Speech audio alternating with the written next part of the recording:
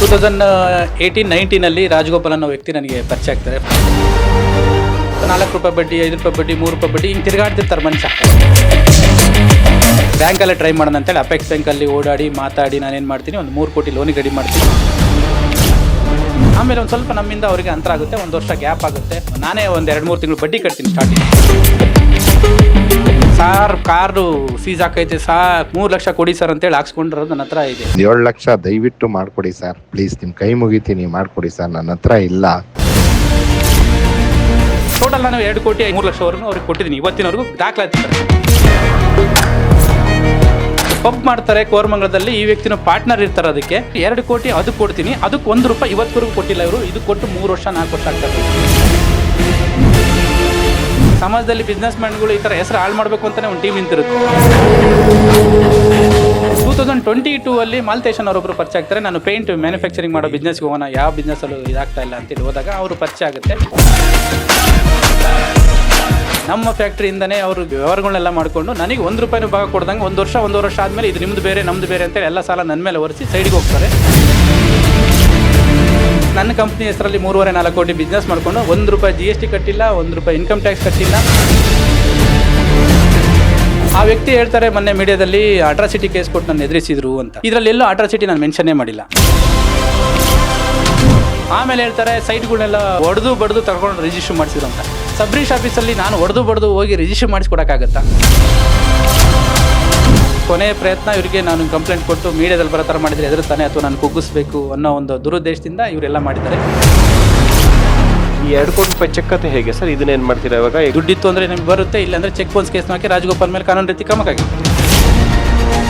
ಪ್ರಮುಖವಾಗಿ ನಿಮ್ಮ ಫೋಟೋಗಿನ್ನ ಜಾಸ್ತಿ ರವಿ ಡಿ ಚರಣ್ ಅವರು ಮತ್ತು ಸ್ವಾಮೀಜಿಯವರ ಫೋಟೋನೇ ಹೈಲೈಟ್ ಆಗ್ತಿತ್ತು. ನನ್ನ ಹೆಸರು ಹಾಕಿದರೆ ಅದು ನ್ಯೂಸ್ ಆಗಲ್ಲ ಅನ್ನೋದಕ್ಕೆ ಮೇಯ್ನ್ ಆಗಿ ಅಧಿಕಾರಿಗಳು ಇವತ್ತಿನವರೆಗೂ ನಾವು ಅವ್ರನ್ನ ಏನನ್ನೂ ಯುಟಿಲೈಸ್ ಮಾಡ್ಕೊಂಡಿಲ್ಲ 1% ಯಾವುದೇ ವಿಚಾರಕ್ಕೆ. ನಾನು ಕ್ಯಾಶ್ ಕೊಟ್ಟಿದ್ದೀನಿ ಅಂದರೆ ಸುಳ್ಳು ಹೇಳ್ತೇನೆ ಅಂತ ಅನ್ಬೋದು. ನಾನು ಅಕೌಂಟಲ್ಲಿ ಕೊಟ್ಟರೆ ದುಡ್ಡನ್ನೇ ಕೊಟ್ಟಿಲ್ಲ ಅಂತ ಹೇಳ್ತಾರೆ.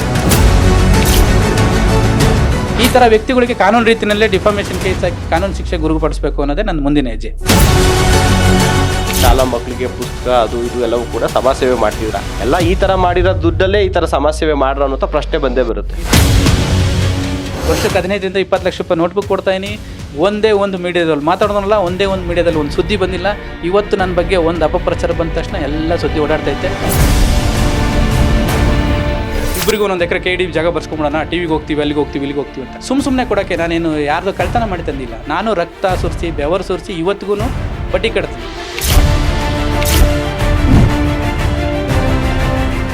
ನಿನ್ನೆ ತಾವೆಲ್ಲ ಮಾಧ್ಯಮಗಳಲ್ಲಿ ಸುದ್ದಿಯನ್ನು ಒಂದನ್ನು ನೋಡೇ ಇರ್ತೀರಾ. ಅದು ಸನ್ನಿ ಆರ್ ರಾಜಮನೆ ಹೆಸರನ್ನು ತಾವು ಸಾಮಾನ್ಯವಾಗಿ ಕೇಳಿರ್ತೀರಾ. ರಾಜಮನೆ ಗ್ರೂಪ್ಸ್ ಮತ್ತು ರಾಜಮನೆ ಫೌಂಡೇಶನ್ನ ಸಂಸ್ಥಾಪಕರು, ಮಾಲೀಕರು. ಇವರ ವಿರುದ್ಧ ಒಂದು ಗಂಭೀರವಾದಂಥ ಆರೋಪದ ಕುರಿತಾಗಿ ಒಂದು ಸ್ಟೋರಿಗಳು ಕೆಲವು ಚಾನಲ್ಗಳಲ್ಲಿ ಹೋಗಿರುತ್ತೆ.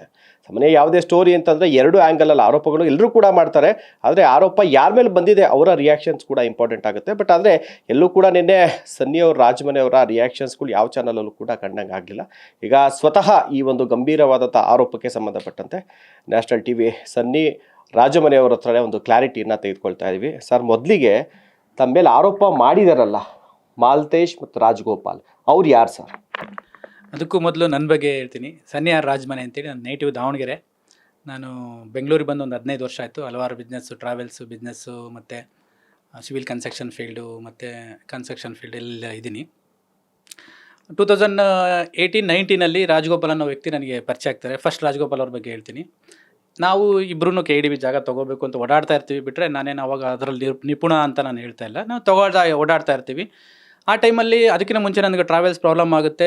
ನಾನು ಸಾಲದಲ್ಲೇ ಇರ್ತೀನಿ, ಕಮಿಟ್ಮೆಂಟಲ್ಲೇ ಇರ್ತೀನಿ, ಬಡ್ಡಿ ಕಟ್ತಾ ಇರ್ತೀನಿ. ಈ ನಡುವೆ ರಾಜಗೋಪಾಲ್ ಅವರೂ ತುಂಬ ಕಷ್ಟದಲ್ಲಿರ್ತಾರೆ. ಆ ವ್ಯಕ್ತಿ ಇವತ್ತು ಏನೇನು ಹೇಳ್ತಾರೋ ಏನು ಗೊತ್ತಿಲ್ಲ.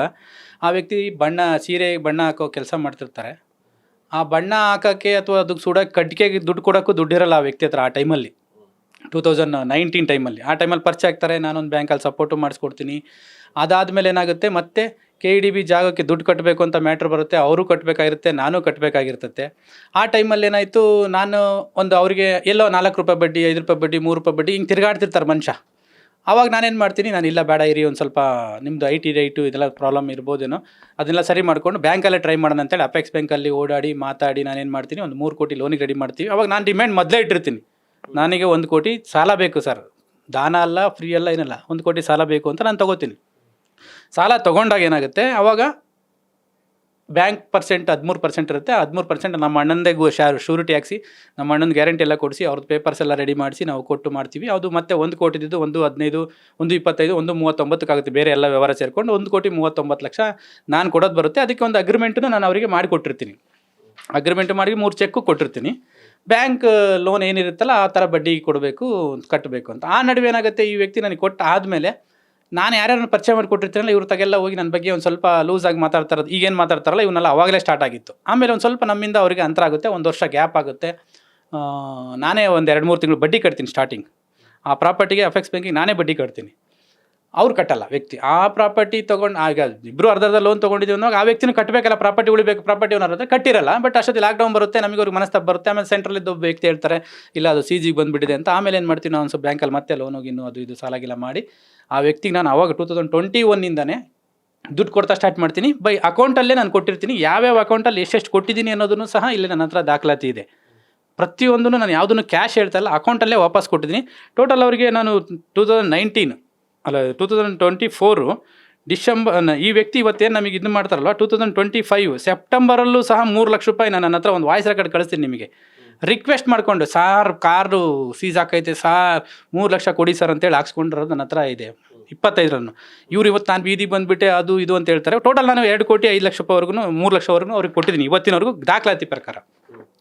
ಒಂದು ಕಡೆ ಇವ್ರದ್ದಾದರೆ ಇವ್ರಿಗೆ ಪರ್ಸ್ನಲ್ ಕೊಟ್ಟಿದ್ದು ಬಿಟ್ಟರೆ, ಇನ್ನೊಂದು ಕಡೆ ಈ ವ್ಯಕ್ತಿ ಮತ್ತು 4 ಜನ ಸೇರಿಕೊಂಡು ಒಂದು ಪಬ್ ಮಾಡ್ತಾರೆ ಕೋರಮಂಗಲದಲ್ಲಿ. ಈ ವ್ಯಕ್ತಿನೂ ಪಾರ್ಟ್ನರ್ ಇರ್ತಾರೆ ಅದಕ್ಕೆ. ಆ ಪಬ್ ಮಾಡೋದಕ್ಕೂ ನನ್ನ ಕಡೆಯಿಂದ, ನನ್ನ ಬ್ಯಾಂಕ್ ಲೋನ್ ಕಡೆಯಿಂದ, ನಮ್ಮ ರಿಲೇಷನ್ ಕಡೆಯಿಂದ ನಾನು ತೆಗೆದು ನಾನು ಲೋನ್ ಕೊಡ್ತೀನಿ ಅವರಿಗೆ. ಟೋಟಲ್ಲು 2 ಕೋಟಿ ಅದಕ್ಕೆ ಕೊಡ್ತೀನಿ. ಅದಕ್ಕೆ 1 ರೂಪಾಯಿ ಇವತ್ತಿವರೆಗೂ ಕೊಟ್ಟಿಲ್ಲ ಇವರು. ಇದು ಕೊಟ್ಟು 3 ವರ್ಷ 4 ವರ್ಷ ಆಗ್ತಾ ಬಂತು.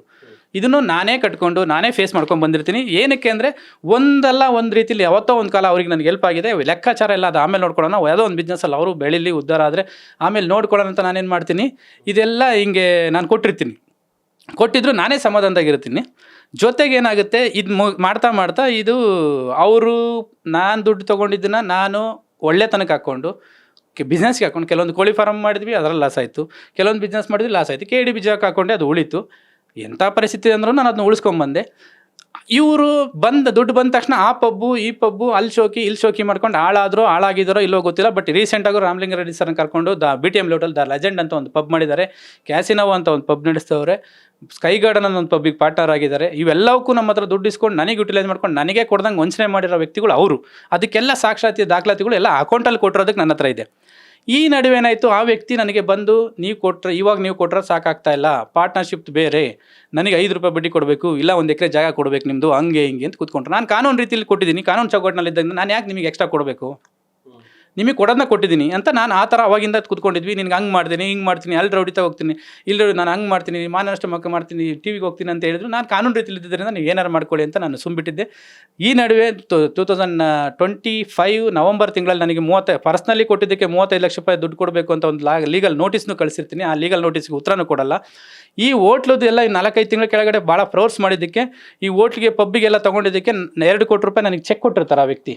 ಆ 2 ಕೋಟಿ ರೂಪಾಯಿ ಚೆಕ್ ಡೇಟು ಮುಂದಿನ ತಿಂಗಳು, ಈಗ ಇನ್ನೆರಡು ದಿವಸ ಬಿಟ್ಟರೆ ಇದೆ, ಇನ್ನು 2 ದಿವಸ ಬಿಟ್ಟರೆ ಈ ಚೆಕ್ನ ನಾನು ಹಾಕ್ತೀನಿ, ಕೇಸ್ ಹಾಕ್ತೀನಿ ಅಂತ ಅವ್ರಿಗೆ ಗೊತ್ತಾದ ಮೇಲೆ ನನ್ನ ಮೇಲೆ ಸುಳ್ಳು ತೇಜೋವಧೆ ಮಾಡಲಿಕ್ಕೋಸ್ಕರ ಅಥವಾ ಸುಳ್ಳು ಇದು ಮಾಡಿ ಇದರಿಂದ ತಪ್ಪಿಸ್ಕೊಳ್ಳೋಕ್ಕೋಸ್ಕರ ಕಂಪ್ಲೇಂಟ್ ಕೊಟ್ಟು ನನ್ನನ್ನು ದಿಕ್ಕು ತಪ್ಪಿಸೋದು, ನನ್ನ ತೇಜೋವಧೆ ಮಾಡೋದು ಅಥವಾ ನಾನು ಕುಗ್ಗಿಸ್ಬೇಕು ಅಂತ ಮಾಡಿರೋದು.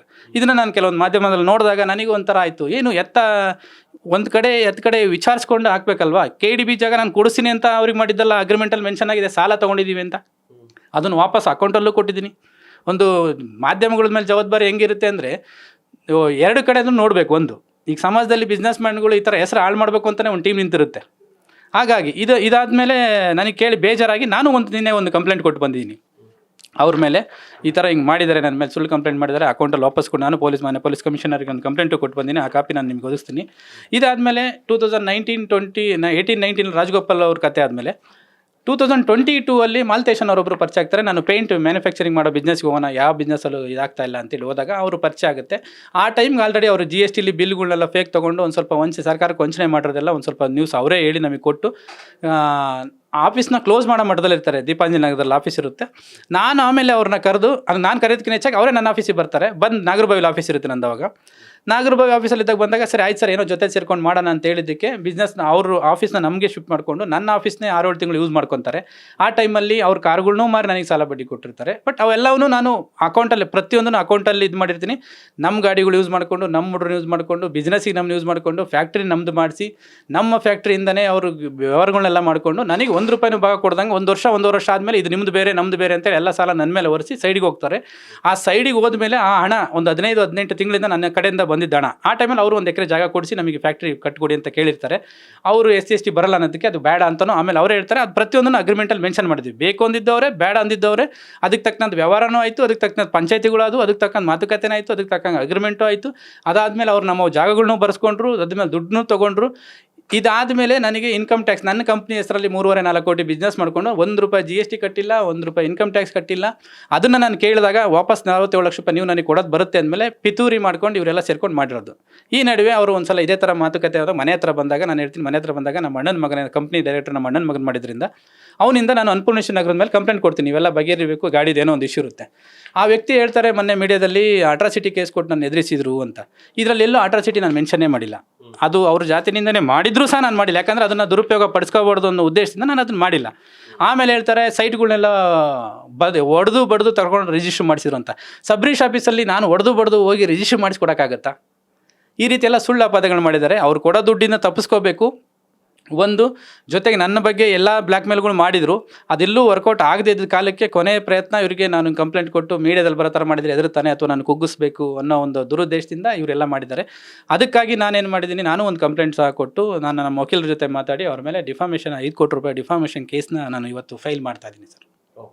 ಈಗ ಈ 2 ಕೋಟಿ ರೂಪಾಯಿ ಚೆಕ್ ಕತೆ ಹೇಗೆ ಸರ್? ಇದನ್ನೇನು ಮಾಡ್ತೀರಾ ಇವಾಗ? ಈಗ ಇನ್ನು 2 ದಿನಕ್ಕೆ 28 ತಾರೀಕಿಗೆ ಕಾನೂನು ರೀತಿಲಿ ಹೋಗ್ಬೇಕು. ಕಾನೂನು ರೀತಿಲಿ ನೋಡಿ, ಈಗ ಈ ಅಮೌಂಟ್ ಇದಕ್ಕೋಸ್ಕರನೇ ಅವ್ರು ಇಷ್ಟೆಲ್ಲ ಮಾಡ್ತಾ ಇರೋದು. ನನ್ನ ಮೇಲೆ ಅವ್ರು ತಿರುಗಿ ಬೀಳಬಾರ್ದು ಅನ್ನೋದಕ್ಕೆ ನಾನು ಈಗಲೇ ಅವರು ಬೆಂಡ್ ಮಾಡಬೇಕು ಅಂತ ಇದ್ರಲ್ಲಿ ಹೋಗಿದ್ದಾರೆ. ನಾನು ಕಾನೂನು ರೀತಿಲಿ ಇರೋದ್ರಿಂದ ಈ ಚೆಕ್ನ ಬೌನ್ಸ್ ಮಾಡಿ ನಾನು ಚೆಕ್ ಬೌನ್ಸ್ ಕೇಸ್ನ ಹಾಕ್ತೀನಿ.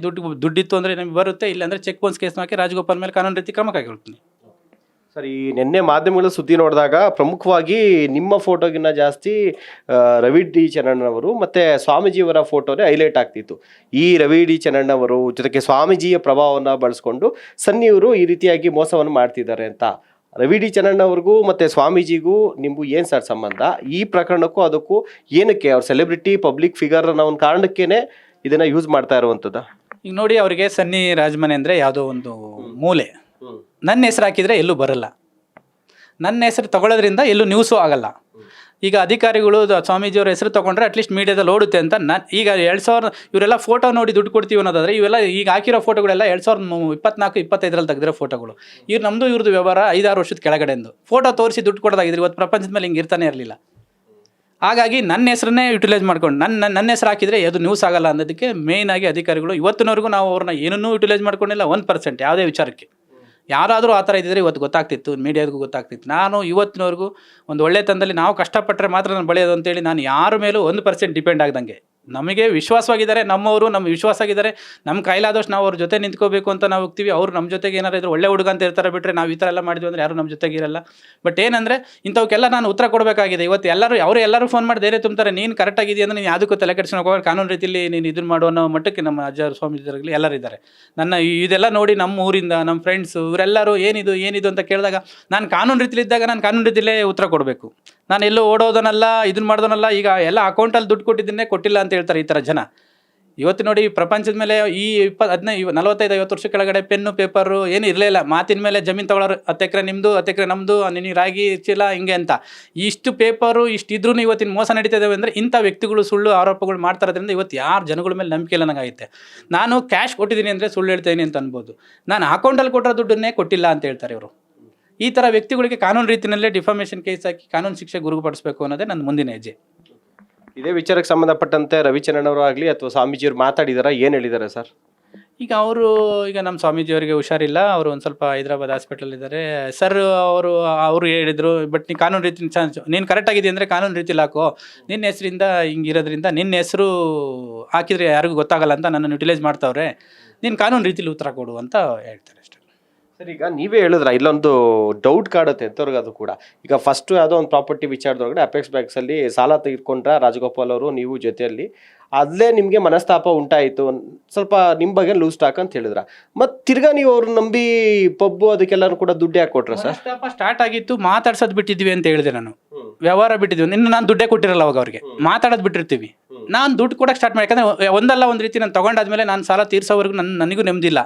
ನಾನು ಕಾನೂನು ರೀತಿಯಲ್ಲಿ ಅಥವಾ ಸತ್ಯದಾರಿಯಲ್ಲಿ ನಡಿಬೇಕು ಅಂದರೆ ನಾನು ಒಬ್ಬರ ಹತ್ರ ದುಡ್ಡು ತೊಗೊಂಡಿನಿ, ಅದು ಕೊಡೋವರೆಗೂ ಅವ್ರು ಎಂಥ ವಿರೋಧಿಗಳಾಗಲಿ, ಎಂಥ ನನ್ನ ಬಗ್ಗೆ ಏನೇ ಪಿತೂರುಗಳು ಮಾಡಲಿ, ನಾನು ಕೊಡೋದನ್ನು ಕೊಟ್ಟು ಬಿಡೋದು, ಅದು ನನ್ನ ಪಾಲಿಸಿ ಇತ್ತು.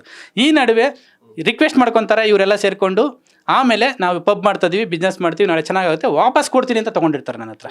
ಅದನ್ನು ಅವ್ರದ್ದು ಪರ್ಸ್ನಲ್ಲ ಕೊಡೋದು ಬಿಟ್ಟು ಈ ಪಬ್ಬಿಗೆ ತೊಗೊಂಡಿರೋದೆಲ್ಲ ನನ್ನ ಹತ್ರ ವಾಪಸ್ ಕೊಡ್ತೀನಿ ಅಂತ ತೊಗೊಂಡು ಉದ್ದೇಶಕ್ಕೆ ಅವ್ರು ರೀಚೆ ಕೊಟ್ಟಿರ್ತಾರೆ.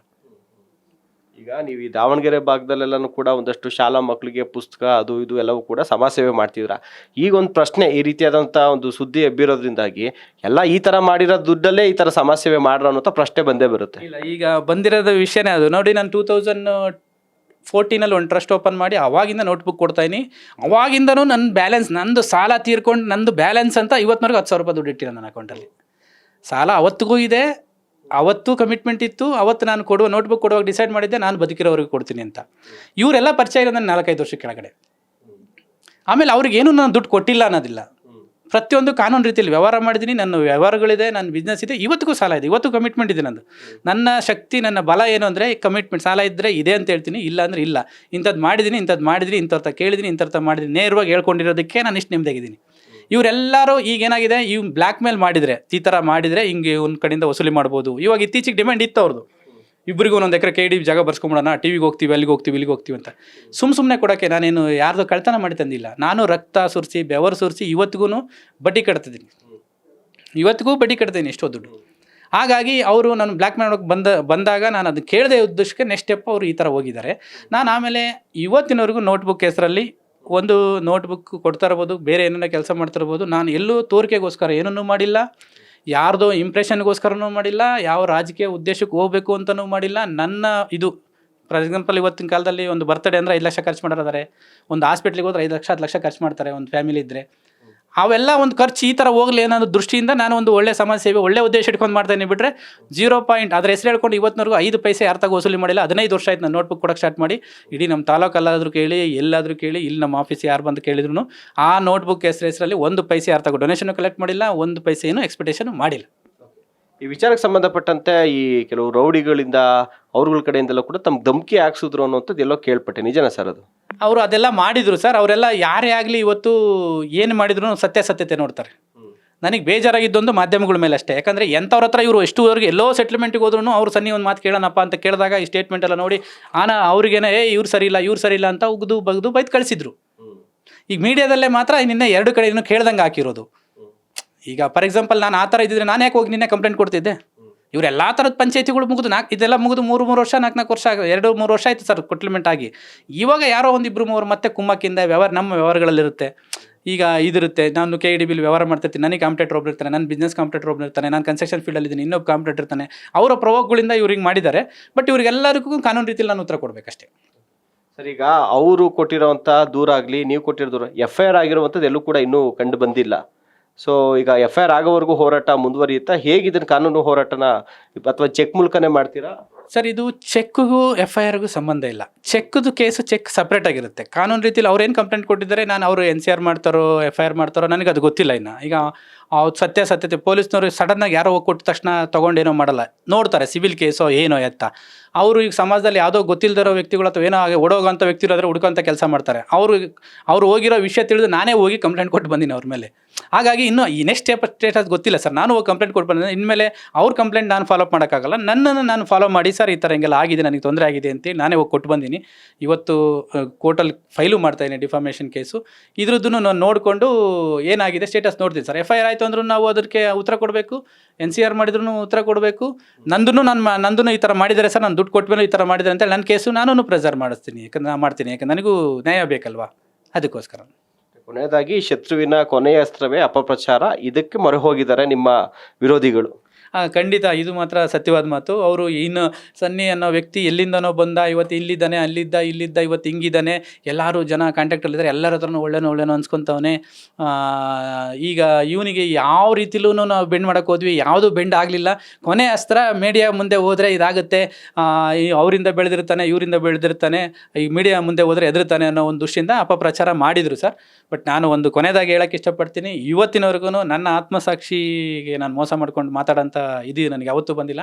ನನ್ನ ಆತ್ಮಸಾಕ್ಷಿಯಾಗಿ ಹೇಳ್ತೀವಿ, ನಾವು ಇವತ್ತಿನವರೆಗೂ ಯಾರದೇ ಒಂದು ಹೆಸರನ್ನು ಮಿಸ್ಯೂಸ್ ಮಾಡ್ಕೊಂಡು ಇಂಥವ್ರಿಂದ ಈ ಕೆಲಸ ಮಾಡಿ ನನಗೆ ಇದಾಗಬೇಕು ಅಂತ ನಾನು ಯಾವತ್ತೂ ಯಾರ ಹತ್ರನೂ ಹೋಗಿ ನಿಂತ್ಕೊಂಡವನಲ್ಲ ಸರ್, ಮುಂದೆನೂ ನಿಂತ್ಕೊಳ್ಳಲ್ಲ. ದೇವರು ನನಗೆ ಶಕ್ತಿ ಕೊಟ್ಟಿದ್ದಾನೆ. ಒಂದು ಹೊತ್ತು ಉಪವಾಸ ಇದ್ದರೂ ಸಹ ನಾನು ನ್ಯಾಯವಾಗಿ ದುಡಿದು ಬದುಕೋದಕ್ಕೆ ಇಷ್ಟಪಡ್ತೀನಿ. ಸಾಲ ಇದೆ, ಮೋಸ ಇಲ್ಲ, ದಾನ ಯಾರ ಹತ್ರನೂ ಪಡೆದಿಲ್ಲ, ಆಮೇಲೆ ಯಾರಿಗೂ ಕೊಟ್ಟಿದ್ದವ್ರಿಗೆ ಕೊಟ್ಟಿಲ್ಲ ಅನ್ನೋದಿಲ್ಲ. ಪ್ರತಿಯೊಂದನ್ನು ಅಕೌಂಟಲ್ಲೇ ವಾಪಸ್ ಕೊಟ್ಟಿದ್ದೀನಿ. ಇನ್ನೂ ಕೊಡೋರಿಗೆ ಎಷ್ಟೋ ಜನ ಇದ್ದಾರೆ. ಇನ್ನೂ ನಿನ್ನೇನೂ ಕೇಳಿದ್ರೆ ಯಾರೋ ಒಬ್ಬರು ಹಾಕಿದ್ರು ಅಕೌಂಟಿಗೆ, ಈ ಥರ ಏನೋ ಎಮರ್ಜೆನ್ಸಿ ಇದ್ದಾಗ ಆ ಥರ ನಾವು ವ್ಯವಹಾರಗಳನ್ನ ಉಳಿಸ್ಕೊಂಡೋಗಿದ್ದೀವಿ. ಬಿಟ್ಟರೆ ಈ ಥರ ವ್ಯಕ್ತಿಗಳಿಗೆಲ್ಲ ನಾನೇನು ಅಂತ ಪ್ರೂವ್ ಮಾಡೋ ಅವಶ್ಯಕತೆ ಇಲ್ಲ ಸರ್. ಬಟ್ ಅಕೌಂಟಲ್ಲೇ ಕೊಟ್ಟಿದ್ದೀನಿ ದುಡ್ಡೆಲ್ಲ ಅವರಿಗೆ. ಸರ್, ಕೊನೆಯದಾಗಿ ಈಗ ನಿಮಗೆ ಆದಂಥ ಕಸ್ಟಮರ್ಗಳು, ಕ್ಲೈಂಟ್ಸು, ಬಿಸ್ನೆಸ್ ಪಾರ್ಟ್ನರ್ಸು, ನಿಮ್ಮ ತಾಲೂಕಿನ ಜನ ಎಲ್ಲ ಇದ್ದಾರೆ. ಎಲ್ಲೋ ಈ ಒಂದು ಘಟನೆಯಿಂದ ಅವ್ರಿಗೊಂದು ರಾಂಗ್ ಮೆಸೇಜ್ ಹೋಗಿರುತ್ತೆ, ಅವ್ರಿಗೊಂದು ಫೈನಲ್ ಆಗಿ ಏನು ಹೇಳೋಕ್ಕೆ ಇಷ್ಟಪಡ್ತೀರಿ ಸರ್? ಖಂಡಿತ ಮೆಸೇಜ್ ಹೋಗಿದೆ. ನಮ್ಮೂರಲ್ಲೂ ಏನಾಗುತ್ತೆ, ಇಷ್ಟು ವರ್ಷದಿಂದ ಈ ಥರ ಬಡತನದಿಂದ ಕುಟುಂಬದಲ್ಲಿ ಹೋಗಿ ಇವತ್ತು ಹಿಂಗಿದ್ದ, ಇವನು ಇದೇ ರೀತಿ ದುಡ್ಡು ಮಾಡಿರ್ಬೋದೇನೋ ಅಂತ ಮಾತುಕತೆಗಳು ಕೆಲವೊಬ್ರು ಆಗದಿರೋರು ಊರಲ್ಲೂ ಇರ್ತಾರೆ ಸರ್. ಇಲ್ಲ ನಮ್ಮವರೇ ಇರ್ತಾರೆ. ಕೆಲವೊಬ್ರು ಎಲ್ಲ ನಮ್ಮ ಚಿಕ್ಕಪ್ಪ ದೊಡ್ಡಪ್ಪನ ಮಕ್ಕಳು, ಅಣ್ಣ ತಮ್ಮನ ಮಕ್ಕಳು, ರಿಲೇಷನ್ಸು ಎಲ್ಲ ಅಂದ್ರೂ ನಾವು ನಮ್ಮ ಅಂತಲೇ ಇರ್ತಾರೆ ಅನ್ನೋದು ಸುಳ್ಳು. ಜೊತೆಲಿದ್ದವರೆಲ್ಲ ನಮ್ಮವರಲ್ಲ. ಈ ಥರ ಅಪಪ್ರಚಾರಗಳು ನಡೀತವೆ. ಬಟ್ ನನಗೆ ಇವತ್ತಿನವರೆಗೂ ನಾನು ಮೀಡಿಯಾ ಮುಂದೆ ಬಂದವನಲ್ಲ. 11-12 ವರ್ಷದಿಂದ ನೋಟ್ಬುಕ್ ಕೊಡ್ತಾಯಿನಿ. ವರ್ಷಕ್ಕೆ 15-20 ಲಕ್ಷ ರೂಪಾಯಿ ನೋಟ್ಬುಕ್ ಕೊಡ್ತಾಯಿನಿ. ಒಂದೇ ಒಂದು ಮೀಡಿಯಾದಲ್ಲಿ ಮಾತಾಡೋನಲ್ಲ, ಒಂದೇ ಒಂದು ಮೀಡಿಯಾದಲ್ಲಿ ಒಂದು ಸುದ್ದಿ ಬಂದಿಲ್ಲ. ಇವತ್ತು ನನ್ನ ಬಗ್ಗೆ ಒಂದು ಅಪಪ್ರಚಾರ ಬಂದ ತಕ್ಷಣ ಎಲ್ಲ ಸುದ್ದಿ ಓಡಾಡ್ತೈತೆ. ನನ್ನನ್ನು ನಂಬೋರಿಗೆ ನಾನು ಏನು ಹೇಳಿಲ್ಲ ಅಂದರೂ ಅರ್ಥ ಆಗ್ತಿತ್ತು. ಕೆಲವೊಬ್ಬರಿಗೆ ಆದರೂ ಒಂದು ಕ್ಲಾರಿಟಿ ಇರುತ್ತೆ. ಇವತ್ತು ನಾನು ಈ ಕ್ಲಾರಿಟಿ ಕೊಟ್ಟಿಲ್ಲ ಅಂದರೆ ಇರ್ಬೋದೇನೋ ಅಂತ ಇದ್ರು. ಅದಕ್ಕೋಸ್ಕರ ನಾನು ಇವತ್ತು ಮಾಧ್ಯಮದ ಮುಂದೆ ಕೂತ್ಕೊಂಡು ಮಾತಾಡ್ತಾ ಇದ್ದೀನಿ ಸರ್. ಸೊ ಇದಿಷ್ಟು ಮಾಲ್ತೇಶ್ ಹಾಗೂ ರಾಜಗೋಪಾಲ್ ಅವರು ಸನ್ನಿಯೂರ್ ಮೇಲೆ ಮಾಡಿದಂಥ ಆರೋಪಕ್ಕೆ ದಾಖಲೆಗಳ ಸಮೇತ 2 ಕೋಟಿ ರೂಪಾಯಿ ಚೆಕ್ ಏನಿದೆ, ಇದೇ ಈ ಎಲ್ಲ ಅಪಪ್ರಚಾರಕ್ಕೆ ಕಾರಣ ಅಂತ ಹೇಳ್ತಾ ಇರುವಂಥದ್ದು. ಇದರಲ್ಲಿ 2 ಕೋಟಿ ರೂಪಾಯಿ ಚೆಕ್ ಕೊಟ್ಟಿದ್ರು 28ನೇ ತಾರೀಕು, ಅಂದರೆ ನಾಳೆಲ್ಲ ನಾಡ್ದು ಈ ಚೆಕ್ಕನ್ನು ಹಾಕಬೇಕಿತ್ತು. ಚೆಕ್ ಹಾಕಿದ್ರೆ ಸಮಸ್ಯೆ ಆಗುತ್ತೆ ಅನ್ನುವಂಥ ಕಾರಣಕ್ಕೆ, ಆ ದುಡ್ಡು ಕೊಡಬೇಕಲ್ಲ ಅನ್ನುವಂಥ ಕಾರಣಕ್ಕೆ ನನ್ನ ಮೇಲೆ ಅಪಪ್ರಚಾರವನ್ನು ಮಾಡ್ತಾ ಇದ್ದಾರೆ ಅನ್ನುವಂಥ ಆರೋಪವನ್ನು, ಅವರ ಒಂದು ಆರೋಪಕ್ಕೆ ಇವರು ಒಂದು ಪ್ರತ್ಯಾರೋಪವನ್ನು ಮಾಡಿದ್ದಾರೆ. ಇದಕ್ಕೆ ಸಂಬಂಧಪಟ್ಟಂತೆ ಈಗಲೂ ಕೂಡ ನಾವು ಹೇಳ್ತಾ ಇರೋದು ಅಷ್ಟೇ, ಮಾಲ್ತೇಶ್ ಅವರು ಜೊತೆಗೆ ರಾಜಗೋಪಾಲ್ ಅವರು ಈಗ ಈ ಒಂದು ವಿಡಿಯೋನ ನೋಡಿರ್ತೀರಿ, ಕ್ಲಾರಿಟಿ ಕೊಟ್ಟಿದ್ದಾರೆ. ಅದನ್ನ ಮೀರು ಕೂಡ ಇವರು ಹೇಳಿರುವಂಥ ಕ್ಲಾರಿಟಿಗೆ ತಮ್ಮದೇನಾದ್ರು ಕೂಡ ಅಬ್ಜೆಕ್ಷನ್ಸ್ ಇದ್ದೆ, ಇವ್ರ ಮೇಲೆ ಮತ್ತೇನಾದ್ರು ಆರೋಪಗಳಿದ್ರೂ ಕೂಡ ನ್ಯಾಷನಲ್ ಟಿವಿ ನಿಮಗೆ ಮುಕ್ತ ವೇದಿಕೆಯನ್ನು ಕೊಡುತ್ತೆ, ನೀವು ಡಾಕ್ಯುಮೆಂಟ್ಸ್ ತಂದು ಮಾತಾಡಬಹುದು ಅನ್ನುವಂಥ ಕ್ಲಾರಿಟಿಯನ್ನು ನಾವು ಕೊಡ್ತಾ ಇದ್ದೀವಿ. ಕ್ಯಾಮ್ರಾ ಪರ್ಸನ್ ಚಿರಾಗ್ ಜೊತೆಗೆ ಶಿವಪ್ರಸಾದ್, ನ್ಯಾಷನಲ್ ಟಿವಿ, ಬೆಂಗಳೂರು.